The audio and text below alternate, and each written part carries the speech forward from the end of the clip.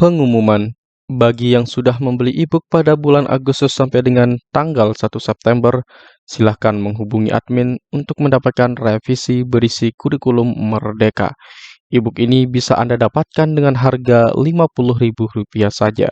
Pembelian e-book langsung hubungi ke 087 763 246 123. Assalamualaikum warahmatullahi wabarakatuh, Bapak Ibu yang guru yang kami hormati. Pada kesempatan kali ini kita akan membahas bersama soal UP PPG PAI tahun 2023 yang kami sesuaikan dengan kisi-kisi terbaru 2023. Dalam video kali ini kita akan bahas soal kurikulum Merdeka part 6. Baik, langsung saja kita akan bahas soal yang pertama terkait dengan kurikulum Merdeka. Berikut merupakan opsi dalam penyusun deskripsi capaian kompetensi tujuan pembelajaran pada laporan hasil belajar. Yang pertama, penyusunan deskripsi berdasarkan tujuan pembelajaran. Yang kedua, penyusunan deskripsi berdasarkan nilai hasil pembelajaran. Yang ketiga, penyusunan deskripsi mengambil dari capaian pembelajaran. Yang keempat, penyusunan deskripsi mengambil dari poin-poin penting dari materi yang sudah diberikan. Tiga opsi yang tepat dalam menyusun deskripsi capaian kompetensi tujuan pembelajaran pada laporan hasil belajar adalah A124, B134, C23 dan 4, D12 dan 3. Baik, untuk soal ini Bapak Ibu Guru, di dalam kita membuat pencapaian deskripsi atau deskripsi capaian kompetensi tujuan pembelajaran pada laporan hasil belajar atau pada raport, itu bagaimana caranya? Itulah yang ditanyakan di dalam soal ini. Nah, tentu di dalam membuat susunan deskripsinya tersebut, kita harus mencantumkan apa saja yang sudah dikuasai oleh siswa. Misalkan mendefinisikan tentang sholat, kemudian bisa melakukan sholat, dan mampu mengamalkan dalam kehidupan sehari-hari. Nah, itu merupakan deskripsi yang harus dibuatkan di dalam rapor pendidikannya. Nah, maka yang terkait dengan itu adalah pertama, di sini menyusun deskripsi mengambil dari poin-poin penting dari materi yang sudah diberikan. Nah, materi yang diberikan di sini maksudnya adalah tentang apa yang diberikan, misalkan definisinya, kemudian mampu mengamalkan, mampu mempraktikkan, itu yang tadi ya. Kemudian yang ketiga, penyusunan deskripsi mengambil dari capaian pembelajaran. Nah, yang kita susun itu Bapak Ibu Guru itu harus kita ambil dari capaian pembelajaran yang sudah kita buat. Maka ini harus masuk. Kemudian yang kedua, penyusunan deskripsi berdasarkan nilai hasil pembelajaran. Nah, kenapa yang kedua ini tidak kita pilih Bapak Ibu Guru? Karena di dalam membuat deskripsi itu kita tidak mencantumkan nilainya. Ya, jadi yang kita buat hanya deskripsinya saja. Apa saja yang sudah dikuasai oleh siswa kita buat di sana. Maka jawaban nomor 2 ini kita eliminasi saja Bapak Ibu Guru. Kemudian yang pertama, penyusunan deskripsi berdasarkan tujuan pembelajaran. Nah, jadi deskripsi yang kita buat itu berdasarkan tujuan yang sudah kita berikan. Maka jawaban pertama tepat. Nah, maka jawaban yang tepat di sini adalah 1, 3, dan 4. Jawabannya B.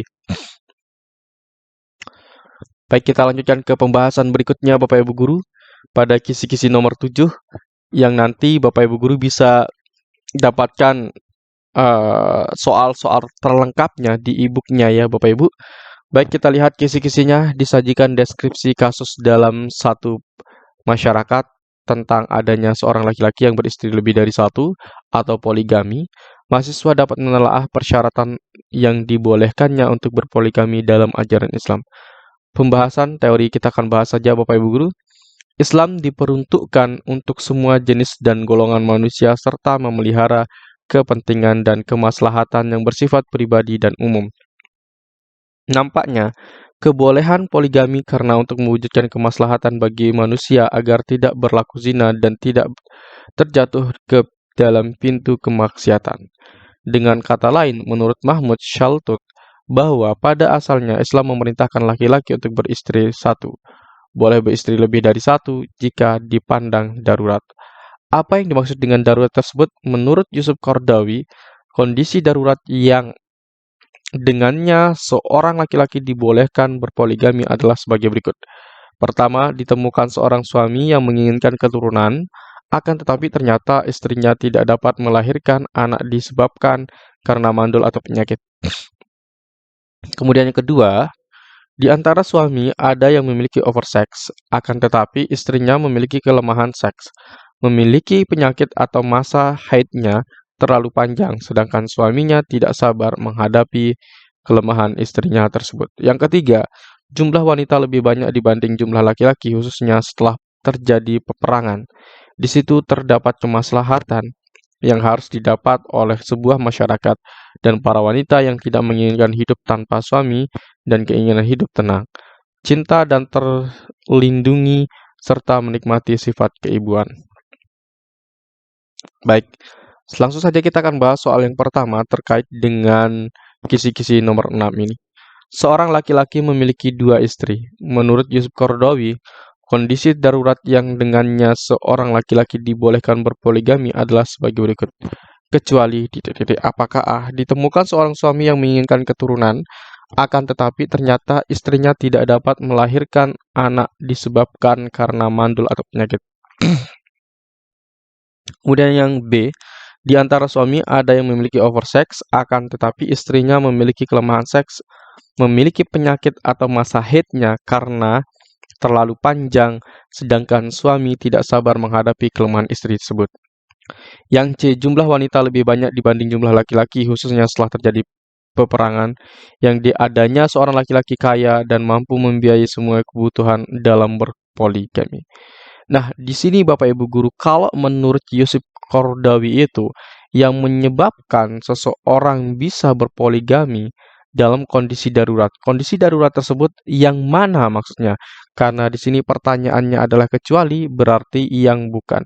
Nah, yang bukan di sini adalah jawaban D, yaitu adanya seseorang laki-laki yang kaya dan mampu membiayai semua kebutuhan dalam berpoligami. Ini bukan dalam kondisi darurat.